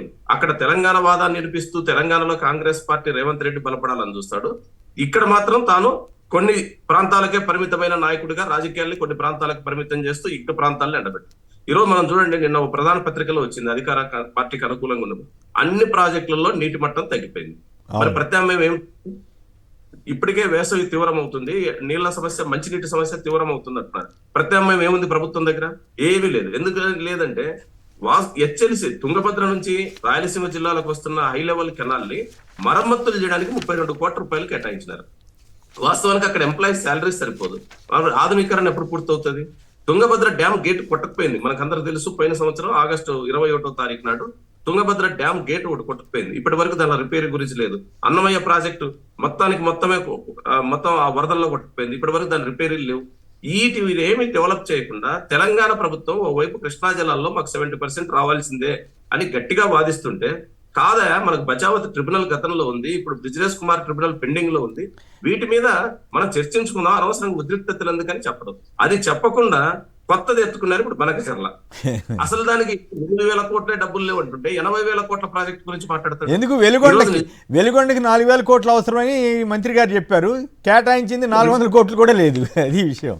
ఏది కాస్త జాగ్రత్త తీసుకుంటే, పరిహారం అందిస్తే ఆ ప్రాజెక్టుని వినియోగంలో తీసుకురావచ్చు. రెడీ, ఆ సొరంగాలన్నీ రెడీ అయ్యి కాబట్టి. వాస్తవానికి 3,500 కోట్ల కనుక ఇప్పుడు బడ్జెట్ లో కేటాయిస్తే కనీసం 20 లక్షల ఎకరాలకు సాగునీటి అవకాశం ఉంది ఆ ప్రకాశం జిల్లా, అదేవిధంగా కడప జిల్లాలో ఓ భాగానికి. కానీ ఇప్పుడు ఆ డబ్బులు కేటాయింపులు 309 కోట్లు కేటాయిస్తారు. ఈ డబ్బులతో ఏం ఉపయోగపడుతుంది అక్కడ? మంత్రి గారు చెప్పి కూడా చేయడంలా. అయితే అదొక యాంగిల్ అనుకోండి. ఇక్కడ నా పాయింట్ ఏంటంటే, గతంలో 38% ఎంతో కదా ఉంది తెలంగాణకి, వీళ్ళు ఏకంగా డబల్ ఎందుకు అడుగుతున్నారు? రాజకీయం కోసమా, లేకపోతే నిజంగా అవసరం ఉండి అడుగుతున్నారా? ఆంధ్రాకి అది నష్టం జరగదా? అసాధ్యమైన విషయం సార్. ఎందుకనంటే మనకు గతంలో బచావత్ ట్రిబ్యునల్ ఒక తీర్పు ఉంది, తర్వాత బ్రిజేష్ కుమార్ ఇచ్చినారు, ఇప్పుడు అది పెండింగ్ లో ఉంది అనుకోండి. ఏమున్నా నీకు డబల్ ఇచ్చే అవకాశం ఎక్కడి నుంచి వస్తుంది? అదనపు కేటాయింపులు కావాలనేది ఎట్లా సాధ్యం అవుతుంది? కాదని తెలిసిన ఎందుకు అడుగుతున్నారు? అక్కడుండే ప్రజల్ని మభ్య పెట్టడం, అక్కడ ఉండేటువంటి ప్రజల్లో ఉద్రిక్తత తద్వారా రాజకీయ కేసీఆర్ గారి గవర్నమెంట్ టు మై రిమెంబరెన్స్ 50% వాటా అడిగితే కృష్ణా జిల్లాలో వీళ్ళు ఇంకొంచెం అడుగు ముందుకేసి 70% అడుగుతున్నారు. అది విచిత్రం. మరి అది ఎంతవరకు కరెక్టో కానీ. రైట్.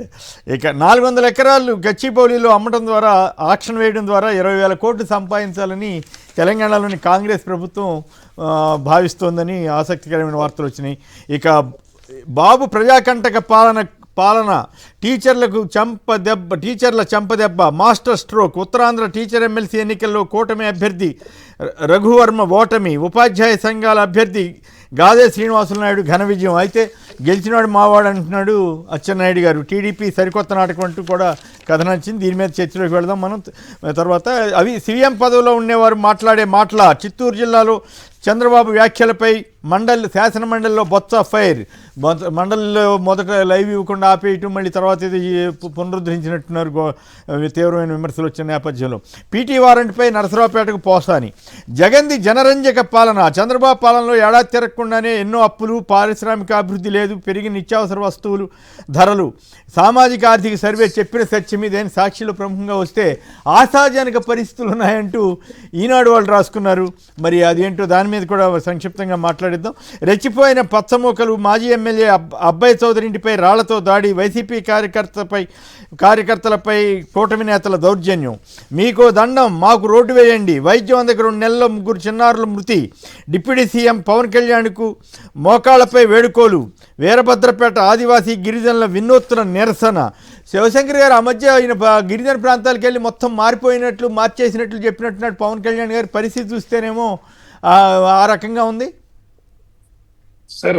2 నెలల కిందట అనుకుంటా అక్కడికి వెళ్ళేసి సడన్ గా గిరిజన ప్రాంతంలోకి ఏ మంత్రి కూడా రాలేదు, నేనే వచ్చినాను, మీకు అందుబాటులో ఉంటాను, నెల అందుబాటులో ఉంటాను, ప్రతి నెల మీ దగ్గరికి వస్తా ఉంటా అని చెప్పి ఒక కమిట్మెంట్ ఇచ్చేసి రోడ్లన్నీ ఇలా వేసాము అలా వేసాము, వేస్తున్నారు కదా వేసేసాము అనేసి ఆ రోజు చెప్పుకొని వచ్చారు. రోడ్లన్నీ కంప్లీట్ అయినా, ఇంత రోడ్లు ఎవరు లేదనేసి తందాన అనుకుంటా వచ్చారు. ఈ రోజు సార్ నిజంగా వాళ్ళు చెప్పినట్టు డోలేలోనే వైద్యానికి తీసుకెళ్లేటువంటి పరిస్థితులు ఇంకా ఉన్నాయి. ఇప్పుడు ఆ రోడ్లు అనేటువంటిది వేసామన్నారు కదా, వెయ్యండి మహాప్రభు అనేసి ఆ యొక్క ట్రైబల్ వాళ్ళు రోడ్డు మీదకి వచ్చేసేసి ఆ యొక్క నిరసనలు కానీ ధర్నాలు కానీ లేదా అడుక్కోవడం కానీ చూస్తా ఉంటే ఇప్పటికి కూడా కనిపించడం లేదు. అంటే ఆ గిరిజన ప్రాంతం యొక్క పరిస్థితులు అధ్వానంగా ఉన్నాయి. వైద్యం అనేటువంటిది అందట్లేదు. ఆ యొక్క అంటే అట్లా కాదు. అప్పుడు ప్రభుత్వాలు ఏ ప్రభుత్వాలు ఉన్నా వాటి మీద శ్రద్ధ పెట్టాలి, రకరకాల కారణాలు కావచ్చు. కానీ పవన్ కళ్యాణ్ గారు వేసినటువంటి అడావుడి చేసి డ్రామా నడిపిన తర్వాత ఈ పరిస్థితి ఉండడం, మోకాళ్ళ మీద కూర్చునే వాళ్ళు వేయటం, వినూత్న నిరసన, మోకాళ్ళ మీద వేడుకునే పరిస్థితి. అంటే అంతకుముందు పవన్ కళ్యాణ్ గారు చేసిన డ్రామాను చూసే కదా వీళ్ళు భ్రమపడి ఇప్పుడు చూస్తే 3 చనిపోయారంట. ఇంతవరకు ఆయన నోరు కూడా విప్పట్ల. అది విశేషం. అందుకోసం ఊరికే ఎక్కడ నోరు విప్పారు సార్. దాని గురించి మాట్లాడితే ఆ రోజు అయిపోయింది. దాని గురించి ఎన్ని విమర్శలు వచ్చినా ఏదైనా ప్రాక్టికల్ గా దానికి సమాధానం రాదు. అది ఆయనకు ఉన్నటువంటి బ్యూటీ. రైట్. విడుదల రజనీ చుట్టూ ఏసీబీ ఉచ్చు. విచారణకు అనుమతి కోసం గవర్నర్కు లేఖ. ఇక ఆలపాటి రాజా విజయ్ భేరి అని బిల్డప్ బాబేలు బాగానే సరే గెలిచారు కాబట్టి ఇవ్వటం తప్పు కాదు. బట్ 7వ రౌండ్లోనే మ్యాజిక్ ఫిగర్ దాటేసిందంట. మరి ఇక్కడ ఆసక్తికరమైన విషయం ఏంటంటే ఉత్తరాంధ్రలో ఉపాధ్యాయ నియోజకవర్గంలో శ్రీనివాసులు నాయుడు గెలుపన్నారు తప్ప ఆయన ఏ పార్టీయో ఏమి రాయలేదు. అది రాయకుండా చాలా జాగ్రత్తగా మేనేజ్ చేయడానికి ప్రయత్నం చేసినట్లు ఉంది. ఇక అన్నీ మంచి శకునములే. రాష్ట్ర అభివృద్ధి 12.94%, తలసరి ఆదాయం 2,60,60,000. మరి ఇవన్నీ వచ్చినాయి జగన్ గారి టైంలో కాదా? ఈ ఏడాది అప్పుడే తలసరి ఆదాయం లెక్కలేటి ఇవన్నీ జరిగిపోయినాయా? మరి దీని మీద కూడా మాట్లాడిద్దాం. పివి సునీల్ కుమార్పై ఏసీబీ కేసు. సెక్షన్ 17 కింద విచారణకు అనుమతి ఇచ్చిన ప్రభుత్వం ఎట్లా కాస్త పద్ధతిగా ఉండే అధికారులని తమకు నచ్చకపోతే ఈ రకంగా వేధిస్తున్నటువంటి తీరు మీద ఇప్పుడు మాట్లాడుకున్నాం. కూటమికే జేజేలంట. పట్టభద్రుల ఎమ్మెల్సీలో తిరుగులేని టీడీపీ. ఇక్కడ వైపీఎస్ అంటే ఈయన టీడీపీ పోలీసు వైపీఎస్ పోలీసుగా చీల్చేసే ఆంధ్రజ్యోతి వాళ్ళు ఇట్లాంటి దుర్మార్గపు రాతలు రాస్తూ ఉన్నారు. ఇక డిజిటల్ ఏపీ అంటే ఏపీ అంతా డిజిటల్ ఏపీ అయిపోద్దంట.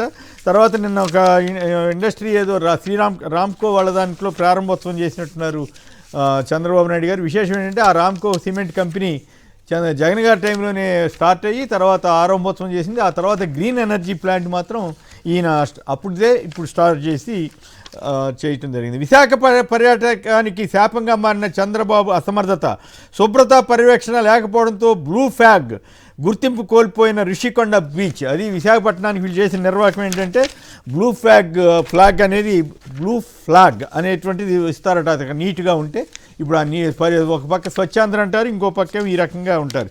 అసలు మేము మా అభ్యర్థి గెలిచినాయని అంటున్నారు కదా. ఇదిగో జనసేన అఫీషియల్గా అనౌన్స్ చేసినటువంటి ప్రకటన సారాంశం.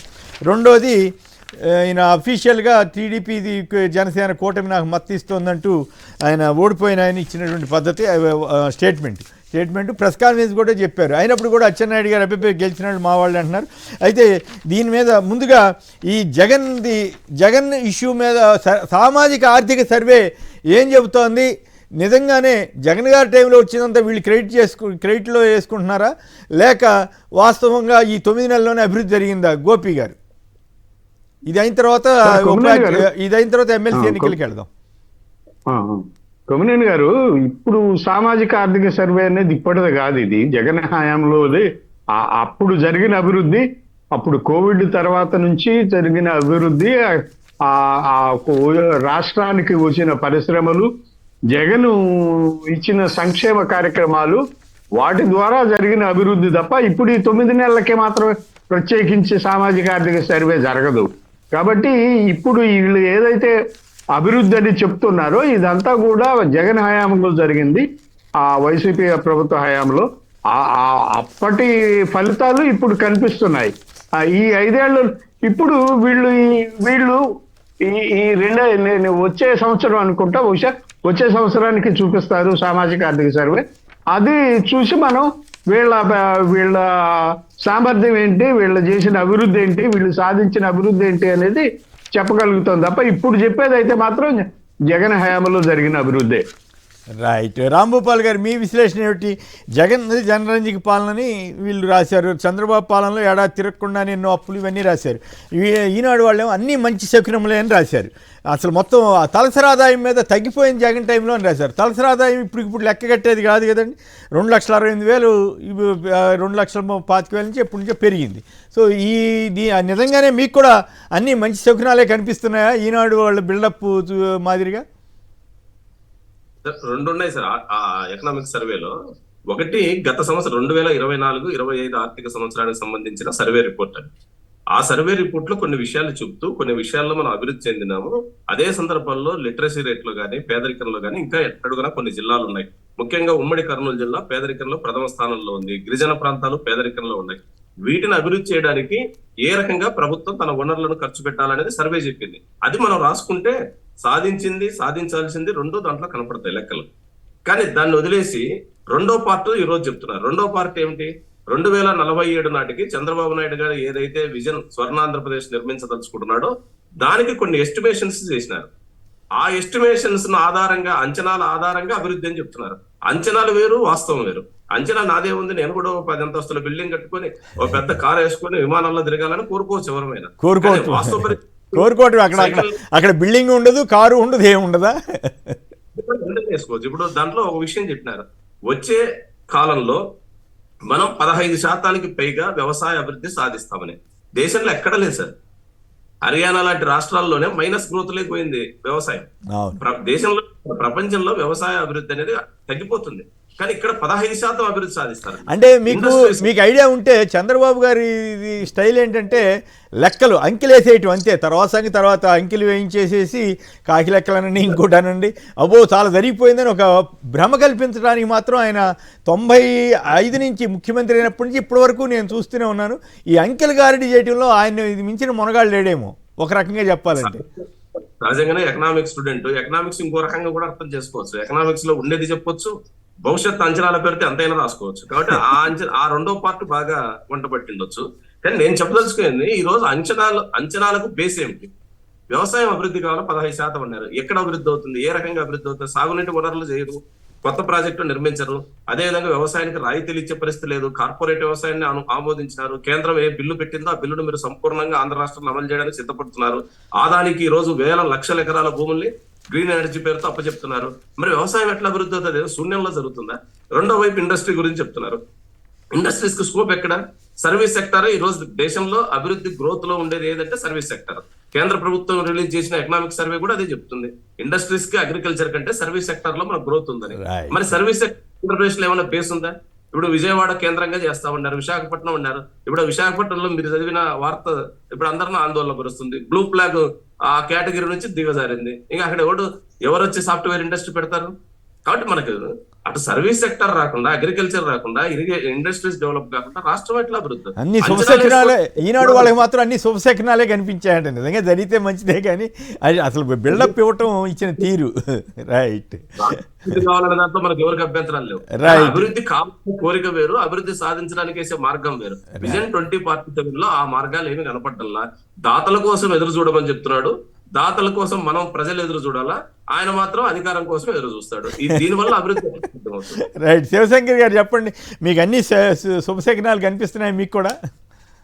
సార్, ఇది 2024-25 సోషియో ఎకనామిక్ సర్వే నిన్న రిలీజ్ చేసిన దాన్ని క్లియర్ కట్ గా చదివితే ఒక 2 అంశాలు ముఖ్యంగా చూసుకోవచ్చు సార్. ఒకటి, తలసరి ఆదాయము దేశంలో జాతీయ సగటు వచ్చేసి 2 లక్షల రూపాయలు ఉంటే ఆంధ్రప్రదేశ్ 2,68,000 రూపాయలకు పెరిగింది.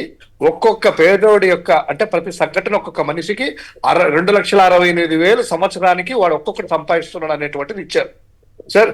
ఇప్పుడు ఒకటి తీసుకుందాం, దానికి ఆంధ్రజ్యోతి అందుకు అద్భుతంగా చేశారు, ధరలు తగ్గుదల వచ్చాయి ఇదంతా అంటున్నారు. ఒక్క పథకమైన చంద్రబాబు నాయుడు గారు ఈ యొక్క ఆర్థిక సంవత్సరంలో సూపర్ 6 కాకుండా జగన్ గారు అమలు చేసినటువంటి ఫీజు రియంబర్స్మెంట్ కానీ ఆరోగ్య ఏది రిలీజ్ చేయలేదు. ఎందుకు నేను చెప్తున్నానంటే, జగన్మోహన్ రెడ్డి గారు చేసినటువంటి ఆ యొక్క సంక్షేమ పథకాల వల్ల 2024 ఆ యొక్క ఆర్థిక సంవత్సరంలో రిలీజ్ చేసినటువంటి వాటి వల్ల డీబీటీ వల్ల, అది కూడా ఎకనామిక్స్ లో ఏం రాశారంటే సార్, లీకేజ్ లేకుండా లబ్ధిదారులకు ఆర్థిక సహాయం అందించడంలో అద్భుతంగా ఉంది అన్నారు. అంటే డీబీటీ జగన్మోహన్ రెడ్డి గారు ఇచ్చారు. దానివల్ల తలసరి ఆదాయం పెరిగి ప్రజల యొక్క కొనుగోలు శక్తి పెరిగింది అనేటువంటిది ఉంది. సో దీన్ని పూర్తిగా జగన్మోహన్ రెడ్డి గారు క్రెడిట్ రాకుండా వీళ్ళు వీళ్ళు వచ్చేసి అబ్బా ఆహో అద్భుతం అంటున్నారు. ఏది ఏమైనా కూడా పెరిగినా కూడా 2024-25 ఆర్థిక ఆ యొక్క సోషియో ఎకనామిక్ సర్వే ప్రకారము ఆ యొక్క ఆర్థిక స్థితులు ఏ విధంగా ఉన్నాయి, పేదరికం అనేటువంటిది గత 5 సంవత్సరాల్లో తగ్గుముఖం ముట్టింది. అదేవిధంగా తలసరి ఆదాయం పెరిగింది, జాతీయ సగటు వృద్ధి రేటు పెరిగింది. ఈ యొక్క ఆర్థిక సంవత్సరం తీసుకున్నట్లయితే ఒక్క పథకం కూడా అమలు చేయలేదు కాబట్టి ఆ యొక్క తలసరి ఆదాయం ధమాలను పడిపోయింది. అది అఫీషియల్ గా వీళ్ళు బడ్జెట్లో కానీ అంచనాల్లో కానీ వీళ్ళు చెప్పినట్టు కాకుండా రియలిస్టిక్ గా చూస్తే ప్రజల కొనుగోలు శక్తి కూడా పెరిగింది, ధరలు విపరీతంగా పెరిగాయి. నూనె వస్తువులు అయితే ఒక కొనేది రైతులకేమో అమ్మాలంటే ధరలు విపరీతంగా పడిపోయాయి. కానీ ప్రజలు కొనుగోలు చేయాలంటే ఏదైనా కూడాను ఒక నూనె సార్, సన్ఫ్లవర్ ఆయిల్ కొనాలంటే 150 రూపాయల వరకు పెరిగింది, 98 రూపాయలు కాదుగా. అంటే ఇక్కడ పాయింట్ అంటే అన్నీ మంచి శకునములే అని ఈనాడు వాళ్ళు బాజా వాయించారు కదా. నిజంగా శకునాలు కనిపిస్తే మంచిదే, కానీ ఆ పరిస్థితి ఉందా అనే దాని మీద పాయింట్ అదే సార్. మీరు అన్నట్టు ఇవన్నీ కూడాను ఆర్థిక సంవత్సరం గతంలో అదే ఇంప్లిమెంటేషన్ చేస్తే, అదే టీబీటీ కానీ అదే పథకాలంతా కూడా చేస్తే ప్రజల యొక్క బాగోగులు బాగుంటాయి, వృద్ధి రేటు బాగుంటుంది, కొనుగోలు శక్తి బాగుంటుంది అనేటువంటిది మా యొక్కది. ఇక రెండవది ఆ యొక్క విశాఖ బీచ్ గురించి సార్, ఆ బ్లూ ఫ్లాగ్ అనేటువంటిది రేటింగ్ అనేటువంటిది గత 3 సంవత్సరాలుగా వరుసగా పెంచుకుంటూ ఆ యొక్క మెయింటెనెన్స్ సార్, క్లీనింగ్, ఒక విదేశీ పర్యాటకుల్ని ఆకర్షించి అక్కడ నీట్నెస్ పెట్టేసి క్లీన్ గా సదుపాయాలు కల్పించడంలో ఆ రేటింగ్ ఇస్తారు. కానీ ఈ యొక్క వీళ్ళు వచ్చిన తర్వాత కూటమి ప్రభుత్వము చెత్త చెదారము అక్కడ మొత్తం అసాంఘిక కార్యకలాపాలు ఎన్ని జరగడం వల్ల ఆ బ్లూ ఫ్లాగ్ అనేటువంటి వాళ్ళ యొక్క సంస్థ, జర్మన్ సంస్థ, దానికి తీసేసింది రేటింగ్. దీనికి ఏం చేశారు, ఈరోజు పేపర్ చూస్తే ఒక జాయింట్ డైరెక్టర్ అనేటువంటి అధికారిని బలి చేశారట, అధికారులు రివ్యూ చేశారట. ప్రభుత్వం చేసినప్పుడు అధికారులు కేటాయిస్తే వనరులు కేటాయించడమో వాళ్ళ యొక్క రివ్యూ పెట్టుకొని వీటి మీద పెట్టుకోకుండా రెడ్ బుక్ రాజ్యాంగం అమలు చేసేసి విడుదల రజని లోపలేద్దామా, వైసీపీ సునీల్ అనేసి ఐఏపీఎస్ మొదలు పెడదామా, ఓసారి సునీల్ పట్టుకొద్దామా, పేరు నానిని పట్టుకొద్దామా, వంశీని ఎన్ని కేసులు పెడదాము, ఇదంతా ఉంటే ఎక్కడ అభివృద్ధి ఉంటుంది సార్? అరాచకాల మీద ఆలోచన ఉంటే అభివృద్ధి మీద ధ్యాస రాదు కదా. Right, okay. ఆదిశేషు ప్రకాశం జిల్లా నుంచి సంక్షిప్తంగా మాట్లాడండి, ఎమ్మెల్సీ ఎలక్షన్కి వెళ్దాం. రైట్. ఇక గోపి గారు చెప్పండి, ఇప్పుడు గ్రాడ్యుయేట్స్ ఎలక్షన్స్లో టీడీపీ కూటమి గెలిచింది అంటే అక్కడ జనం అక్కడ గ్రాడ్యుయేట్లంతా ప్రభుత్వం బాగా పనిచేస్తున్నట్లు ఫీల్ అయ్యారా, లేక సూపర్ 6 హామీలు అమలు చేస్తున్నట్లు ఫీల్ అయ్యారా, లేక ఇవన్నీ ఎగ్గొట్టడానికి మద్దతు ఇచ్చారా? మరోవైపు టీచర్లు అక్కడ ఉత్తరాంధ్రలో వ్యతిరేకత కనపడిందా? టీచర్లు ప్రభుత్వోద్యోగులు వ్యతిరేకించారా? అక్కడ సూపర్ 6ని అమలు చేయనందుకు కోపంగా ఉన్నారా, లేక వాళ్ళకి ఇచ్చిన ఉద్యోగస్తులకు ఇచ్చినటువంటి హామీలు నెరవేర్చినందుకు వాళ్ళు ఆగ్రహం వ్యక్తం చేసినట్లు అనుకోవాలా? కొమ్మినేని గారు, ఇప్పుడు కృష్ణా గుంటూరు జిల్లాల్లో వైసీపీ పోటీ చేయలేదు. అవును, వైసీపీ పోటీ చేయకపోవడం వల్ల గ్రాడ్యుయేట్ ఎమ్మెల్సీలో సాధారణంగానే అధికారంలో ఉన్న టీడీపీ చాలా గట్టిగా పనిచేసుకుంది. కొత్త ఓటర్లని జాయిన్ చేసింది. టీడీపీ జనసేన రెండూ కలిసి పనిచేశాయి కాబట్టి వాళ్ళు గెలిచే అవకాశం ఉంది. అది అందులో అనుమానం ఏం లేదు. ఇకపోతే తెలంగాణ అదే ఉత్తరాంధ్రలో టీచర్స్ నిజంగానే టీచర్స్ లో కొంత వ్యతిరేకత కొద్దిగా మొదలైంది. వాళ్ళు కూడా 1వ తారీఖు జీతం పడడం లేదు. చాలా ఆశించారు 1వ తారీఖు జీతం పడిపోద్ది అని, అది పడడం లేదు. ఉపాధ్యాయుల సమస్యలు వాళ్ళు ఉండే సమస్యలు వాళ్ళకు ఉన్నాయి. వాళ్ళు ఏదో చెప్పాలని చూస్తున్నారు. అది ఆ ప్రభావం అంటే ముఖ్యంగా ఉపాధ్యాయుల్లో అయితే ఖచ్చితంగా వ్యతిరేకత మొదలైంది ఈ ప్రభుత్వం పట్ల. ఈ ప్రభుత్వం తాను పట్టించుకోవడం లేదని, వాళ్ళకి జీతాలు ఇవ్వడం లేదనేది వాళ్ళు ఇప్పుడు కొత్తగా చెప్తూ ఉన్నారు. అది జగన్మోహన్ రెడ్డి సమయంలో గట్టిగా ప్రభుత్వానికి వ్యతిరేకంగా పనిచేసి ఈ తెలుగుదేశం కూడా మేము 1వ తారీఖునే జీతాలు ఇస్తాం ఉపాధ్యాయులకి అని చెప్పుకోవడం వల్ల దాన్ని నమ్మి అటు వెళ్ళారు. మొన్న 2019 ఎన్నికల్లో అందువల్ల అలాంటి ఫలితాలు వచ్చాయి. అయితే ఈ 9 నెలల పాలనలో వాళ్ళు ఉపాధ్యాయులు తెలుసుకోగలిగారు. ఈ 9 నెలల్లో ఒక్క నెల కూడా 1వ తారీఖు జీతం పడలేదు ఉపాధ్యాయులకి. దానివల్ల రకరకాల కారణాలు ఉండొచ్చు, ఇంకా రకరకాల కారణాలు ఉండొచ్చు. రాంభూపాల్ గారు మీరు కూడా చెప్పండి క్లుప్తంగా. ఒకటి, టీచర్స్ ఎమ్మెల్సీ ఎన్నికల్లో ఖచ్చితంగా ప్రభుత్వ వ్యతిరేక ఓటు పడింది. ఎందుకంటే 3 మధ్య అక్కడ పోటీ జరిగింది. అధికార పార్టీ రఘువర్మ గారికి మద్దతు ఇచ్చింది బహిరంగంగా. దాంట్లో రహస్యాలు ఏమి లేవు. జనసేన టీడీపీ బహిరంగంగా మద్దతు ఇచ్చినారు. ఆయన కూడా చెప్పుకునే తిరిగాడు. కానీ అక్కడ ఇంకో ఉపాధ్యాయ సంఘానికి సంబంధించిన వ్యక్తి గెలిచాడు. నియర్ బై చూసినప్పుడు యూటీఎఫ్ కి సంబంధించిన లేడీ, ఆమె దాదాపు 3 మధ్య త్రిముఖ పోటీ జరిగింది. వాస్తవానికి ఇప్పుడు గెలిచిన అభ్యర్థి 3వ స్థానంలో నిలిచిన యూటీఎఫ్ అభ్యర్థి ఓట్లు కలిపి చూస్తే ప్రభుత్వ వ్యతిరేకత ఎంత తీవ్రంగా ఉందో మనకు అర్థమవుతుంది. ఎందుకంటే గెలిచిన అభ్యర్థికి ఆ తర్వాత 3వ స్థానంలో ఉండే అభ్యర్థికి దాదాపు 70% దాకా, నియర్ బై 70% వచ్చినాయి. కాబట్టి దాన్ని బట్టి లెక్కేసినప్పుడు ప్రభుత్వం పట్ల చాలా తీవ్రమైన వ్యతిరేకత ఉంది. యాక్చువల్ గా రఘువర్మ గారు ఓడిపోవడానికి ప్రభుత్వం మద్దతు ఇవ్వడమే కారణం అని ఈ రోజు ఆయన రేపా ఎల్లుండి ఆయన ప్రకటించక తప్పదు. మరోవైపు గెలిచినాడు మావాడే అంటున్నాడు కదా, ఎవరు గెలిచినా మావాళ్లే పోండి అంటున్నాడు కదా అచ్చెన్నాయుడు గారు. ఆ ఎన్నికల్లో ప్రభుత్వ వ్యతిరేక ఓటు పనిచేసింది. కానీ ఇక్కడ గోదావరి జిల్లాల్లో, అదేవిధంగా కృష్ణా జిల్లాల్లో గ్రాడ్యుయేట్ ఎమ్మెల్సీ ఎన్నికల్లో అధికార పార్టీ గెలిచింది. ఎట్లా గెలిచింది? ఒకటి, గోపినాథ్ గారు చెప్పినట్ల ప్రధాన ప్రత్యర్థి పార్టీ రంగంలో ప్రతిపక్ష పార్టీ లేదు కాబట్టి 1 సైడ్ ఎన్నికగా మార్చాలనుకున్నారు. కానీ ఆ 1 సైడ్ ఎన్నిక కూడా కాకుండా పీడీఎఫ్ అభ్యర్థులు ఎంత గట్టి పోటీ ఇచ్చినారో 2 రోజుల ముందు వార్తలు చదివితే మనకు అర్థమవుతుంది. ఈనాడు రాసింది హోరాహోరి పోరు అంటే దాని అర్థం ఏమిటి? ఒక హెచ్చరిక చేసింది, పీడీఎఫ్ పోటీలో బలంగా ముందుకు వస్తుంది, మీరు అన్ని సర్వశక్తులు ఒట్టమని. ఒట్టేసినారు. చివరి రోజుకు వచ్చి ముఖ్యమంత్రి గారే నేరుగా మానిటరింగ్ చేసినాడు. మాచర్ల ఏరియాలో వెల్దుర్తి అనే దాంట్లో పోలింగ్ బూత్ ఏజెంట్ లేకుండా తరిమేసినారు. లక్ష్మణరావు గారు గత 4 సంవత్సరాలు ఆయన పీడీఎఫ్ ఎమ్మెల్సీ, ఆయన కొడుకును బహిరంగంగా ఓటేసి దానికి పోతుంటే దాడి చేసి కొట్టారు. ఆయన కారు డ్రైవర్ మీద దాడి చేసినారు, కేసులు లేవు. అదే విధంగా డబ్బులు పంచినారు పిఠాపురంలో బహిరంగంగానే పోలింగ్ బూత్ దగ్గరే టీడీపీ నాయకులు డబ్బులు పంచారు, ఎవరి మీద కేసు లేదు. అదే విధంగా కొన్ని బూతులు ఆక్రమించినారు. అలాగని సత్యప్రసాద్ గారు ఎమ్మెల్యే గారు, అదే విధంగా పత్తిపాటి పుల్లారావు గారు నేరుగా పోలింగ్ బూత్ల దగ్గర కూర్చొని దౌర్జన్యం సిద్ధపడినారు. బుద్ధా వెంకన్న గారు విజయవాడలో పబ్లిక్ గానే దాడి చేసినారు. కాబట్టి ఇవన్నీ జరిగిన ఇంత చేసి ఏం సాధించారు? 9 నెలల లోపు ఇన్ని అపసోపాలు పడితే తప్ప గ్రాడ్యుయేట్ ఎన్నికల్లో మీరు గెలవడానికి ఇన్ని కష్టాలు పడాల్సి వచ్చింది. ఇది అద్భుత విజయం, భారీ విజయం, మాకు పట్టం కట్టారు. ఏం పట్టం కట్టారు? నిజంగా పేరుగా ఎన్నిక జరిగిందంటే నిజమైన ఎన్నికలాగా అది గ్రాడ్యుయేట్ ఎన్నికల్లాగే పరిమితం చేసి రాజకీయాలకు దూరం పెట్టిందంటే అప్పుడు తెలిసిండేది తెలుగుదేశం శక్తి ఏందో, తెలుగుదేశానికి ఉన్న ఖచ్చితంగా ప్రజల్లో అసంతృప్తి ఉంది. అది మనం చెప్పడం కాదు, తెలుగుదేశం గుర్తించింది కాబట్టి సర్వశక్తులు కొట్టింది నిన్న ఎన్నికల్లో. ఆ 2 ఎన్నికల కోసం అన్ని శక్తులు కొట్టినా 3 ఎన్నికలు జరిగితే 3 ఎన్నికల్లో సర్వశక్తులు ఓడితే 1 ఎన్నికల్లో ఓడిపోయినారు. కాబట్టి గెలిచిన 2 చోట్ల కాదు, ఓడిన 1 చూడండి.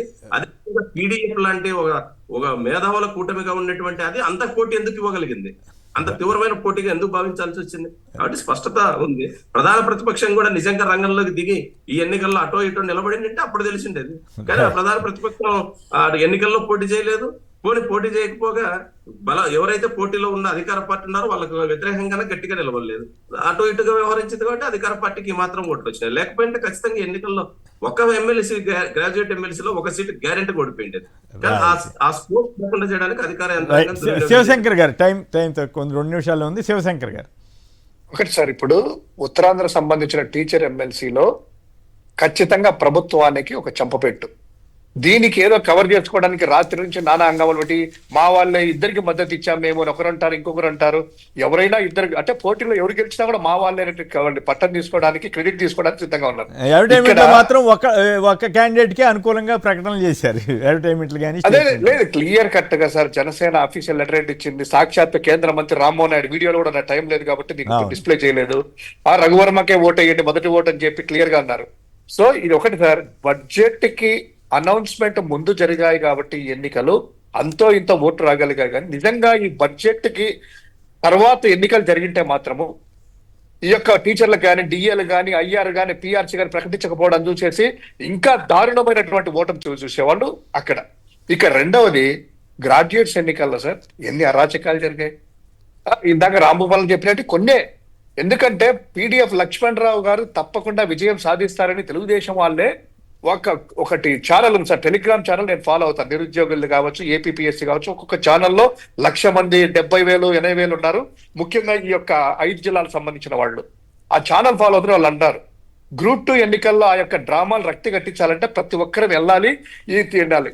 3,000 రూపాయలు నిరుద్యోగ భృతిని ప్రకటించి మోసం చేశారు, ఒక్కసారి మన రుచి చూపించాలని చెప్పి నిరుద్యోగులు కసిగా ఉన్నారు. కానీ ఆ నిరుద్యోగుల ఓట్లను జరుపుకోకుండా, ఓటికి సక్రమంగా జరుపుకోకుండా డబ్బులు ఈ యొక్క గ్రాడ్యుయేట్ నిరుద్యోగ వృత్తి బదులు ఈ డబ్బులు తీసుకోండి అన్నారేమో అక్కడ వరకు. అదే అంటే ఇంత దారుణంగా సార్, సాక్షాత్తు పీడిఎఫ్ లక్ష్మణ్ రావు గారి అబ్బాయినే మంగళగిరిలో దాడులు చేస్తే దానికి ఏమే గాని కనీసం చర్యలు కాదు కదా. లేదు ఇంకోటి, ఇప్పుడు ఆలపాటి రాజా గారు అధికారంతో పాటు ఆయన ఆర్థిక స్తోమత ముందు లక్ష్మణరావు గారు ఎక్కడ ఆగుతాడు? వాళ్ళు 1 రూపాయి డబ్బులు పెట్టేటువంటి పరిస్థితి లేదు సార్. ఈ రోజు నైతికంగా లక్ష్మణ్ రావు గారు విజయం సాధించారు. నిజంగా వాళ్ళు జరిగింటే, ఎన్నిక సక్రమంగా జరిగింటే మాత్రము కూటమి అభ్యర్థులకి దాదాపు కనీసం డిపాజిట్లు. అయితే ఇప్పుడు కూటమి చేస్తున్నటువంటి పనులకి ఈ గ్రాడ్యుయేట్ ఎలక్షన్ ఆమోదం తెలిపినట్లు కాదు. నిరుద్యోగ వృత్తి ఎగ్గొట్టొచ్చు అని, లేకపోతే మహిళలకి అవి ఎగ్గొట్టొచ్చు అని, ఫ్రీ బస్సు, సూపర్ 6 ఎగ్గొట్టొచ్చు అని చెప్పినట్లు అవుతుందా ఆలపాటి రాజాని ఎన్నుకుంటే? వాళ్ళు చెప్పేది అదే కదా సార్, పూర్తిగా కూటమి మద్దతు, కూటమి భారీ విజయం సాధించింది, అన్ని అమలు చేసాము, చేయకుండా కూడా మాకు ప్రజల మద్దతు ఉంది, మేము చేయాల్సిన అవసరం లేదన్నట్టే వాళ్ళకి ఇండికేషన్ ఇస్తా ఉన్నారు ఈ యొక్క ఎల్లో పత్రికలు చూస్తా ఉంటే. ఎక్కడ జరిగింది సార్ ఎన్నిక? పిఠాపురంలో ఇక్కడంతా చూసుకుంటే కౌంటింగ్ దగ్గర అదే ఎలక్షన్ ఏజెంట్ కూర్చొని ఏజెంట్ పక్కన డబ్బులు ఇచ్చేసి ఇదిగో వేయండి, దీనికి వేయండి, ఓటేయండి, ఎమ్మెల్యేలు ఎమ్మెల్సీలు కూర్చొని అక్కడ చేస్తా ఉంటే దాన్ని ఎన్నిక అంటారా? దాన్ని ప్రజాస్వామ్యంలో ఓటింగ్ ప్రక్రియ అంటారా? రిగ్గింగ్లు జరిగాయి, దాన్ని మళ్ళా బానా బజానా అనేటువంటి దాని గురించి చర్చించడం అనేటువంటిది ప్రజాస్వామ్యవాదులందరూ కూడా తల దించుకుంటున్నారు ఈ రోజు. Right, okay. దారా గోపి గారు, శివశంకర్ గారు, రాంభూపాల్ గారు అందరు కూడా ధన్యవాదాలు. ఇది నేటి చర్చా కార్యక్రమం. నమస్కారం.